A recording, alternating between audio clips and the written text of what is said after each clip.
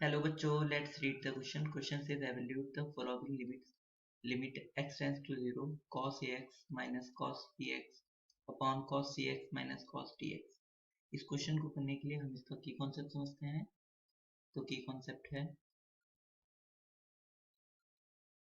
Limit x tends to a fx upon gx equal होता है limit x tends to a f dash x upon g dash x के if fa upon g a equal हो indeterminate form के या 0.0 के, जो कि एक इंडिटरमिनेट फॉर्म है।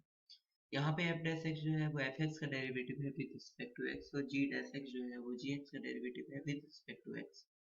नाउ इस रूल को हम बोलते हैं एल हॉस्पिटल रूल। हमें क्वेश्चन में कह रहा है लिमिट फाइंड करने के लिए, हम लिख लेते हैं limit x tends to 0 cos ax minus cos bx upon cos cx minus cos dx। अगर हम x की वैल्यू 0 पुट करते हैं तो ऊपर cos a इंटू 0 तो cos 0, और फिर cos b इंटू 0 तो cos 0। cos 0 1 होता है तो ऊपर 1 माइनस 1, और इसी तरीके से नीचे 1 माइनस 1 हो जाएगा। तो ऊपर 0.0 हो जाएगा, तो नीचे भी ऊपर नीचे दोनों 0 हो जाएंगे, तो ये 0.0 की फॉर्म हो गई। तो इसलिए हम यहाँ पे एल हॉस्पिटल रूल लगा सकते हैं। इस वजह से हम इसका डेरिवेट करेंगे ऊपर वाले का विद रिस्पेक्ट टू एक्स। तो एक्स के रिस्पेक्ट में जो cos x का डेरिवेटिव होता है वो होता है माइनस साइन एक्स, तो इसका हो जाएगा माइनस साइन ए एक्स, और ax में ax का दोबारा होगा, तो ax का दोबारा होगा तो x का 1 हो जाता है, तो इंटू ए ऐसी माइनस ऐसी साइन बी एक्स का, तो माइनस माइनस प्लस हो जाएगा, ये हो जाएगा cos बी एक्स का साइन बी एक्स हो जाएगा, और बी एक्स का दोबारा होगा जो कि हो जाएगा b अपॉन। इसी तरीके से हम करेंगे cos सी एक्स का, जो कि हो जाएगा माइनस साइन सी एक्स इंटू सी, और minus minus plus sign D x into D.